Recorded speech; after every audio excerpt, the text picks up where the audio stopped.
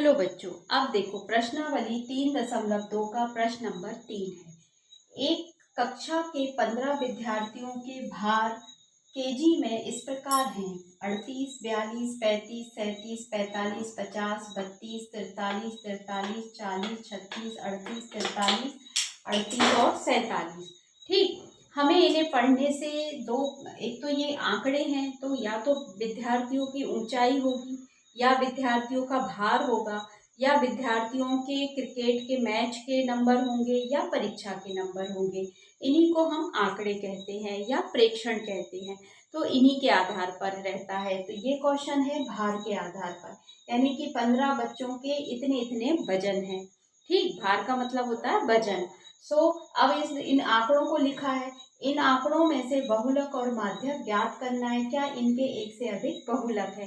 तो सबसे पहला क्वेश्चन तो यही होता है कि पहले जितने भी हमारे पास आंकड़े हैं या प्रेक्षण है उन्हें आरोही क्रम में जमा लो, छोटे से बड़े में। तो उससे उनके कितना रिपीटेशन हुआ है वो पता चल जाएगा। तो हम यहाँ पे लिखेंगे हल। गणित में क्या होता है? सीधा हल, उसके बाद उत्तर आता है। ठीक है, तो हम हल लिखेंगे। तो हल क्या होता है? हल का मतलब सॉल्यूशन। तो सबसे पहले हम लिखेंगे आरोही क्रम में। आरोही क्रम माने असेंडिंग ऑर्डर में। असेंडिंग ऑर्डर का मतलब छोटे से बड़ा नंबर। तो इन सब नंबरों में सबसे छोटा नंबर ढूंढेंगे।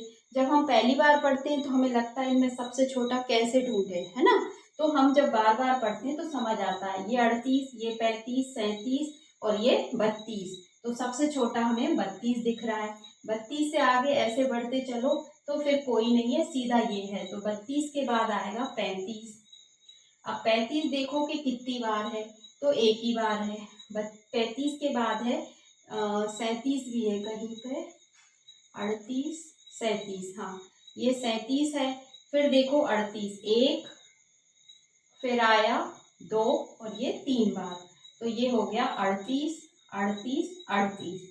ठीक, इससे हमें पता चल गया कि 38 3 बार है। 38 के बाद सीधा देखो 40। 40 के बाद सीधा आएगा 43। तो 43 देखो एक के बाद 2 और 2 साथ में ही है। 43, 43, तो ये भी 3 बार है। 43 के बाद सीधा है 42 भी है भाई। 42, 43, ठीक है। यहाँ पे कर देते हैं 42 और ये हो गया 43। ठीक, 43, 43 के बाद है 45। 45 भी वन टाइम ही है। फिर 50 और 50 शायद लास्ट है। और 47 भी है। 47 और ये 50। अब गिनने की कोई छूटा तो नहीं है। 1, 2, 3, 4, 5, 6, 7, 8, 9, 10, 11, 12, 13, 14, 15।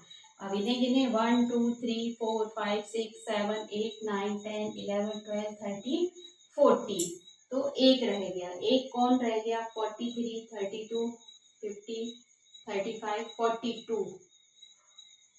42 और भी कहीं था क्या? 32, 32, 35, 35, ठीक है।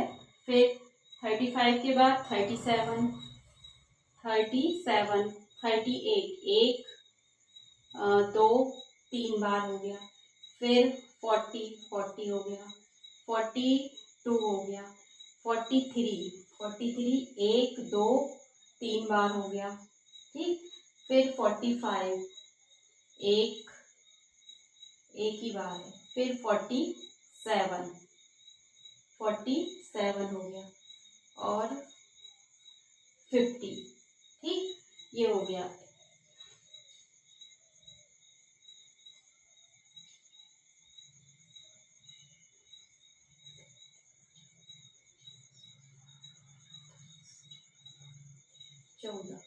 एक कौन सा रह गया भाई? 36 रह गया। ये 36 रह गया। ठीक है, यहाँ पे आएगा 36। कितना टाइम लग गया? 36। ये आया कितना? 35 और ये 32। ठीक, हो गए 15। ऐसे ढूंढना ही पड़ेगा, थोड़ा तो लगेगा। उसके बाद आएगा बहुलक। अब हमने ये जमा लिए तो हम निकालेंगे बहुलक। बहुलक क्या? मॉड। मॉड क्या? मॉड कौन सा? जो रिपीट हुआ हो। तो रिपीट तो भैया 38 भी हुआ है और 43 भी, तो हमारे दोनों लिख लेंगे 38 और 43। फिर निकालेंगे माध्यक। तो माध्यक क्या होता है? मीडियन। मीडियन क्या होता है? जो बीचों बीच हो। तो ये कितने हैं? 15। तो 7 छोड़ दो, 1 2 3 4 5 6 7, और यहाँ से 1 2 3 4 5 6 7, बचा कौन? 40। तो ये हो गया 40। ठीक। अब वो कह रहा है कि दूसरा क्वेश्चन, क्या इनके एक से अधिक बहुलक हैं? दिख रहे हैं? हाँ, 2 बहुलक हैं। कौन कौन से? 38 और 43। ठीक। इस तरीके से इतने आसान सवाल हैं, कोई भी कुछ भी नहीं करना है, बस हमें नंबर ही तो ढूंढना है।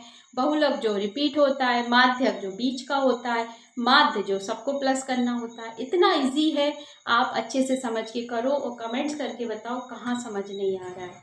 Okay bye. वीडियो को लाइक करो, सब्सक्राइब करो। बाय।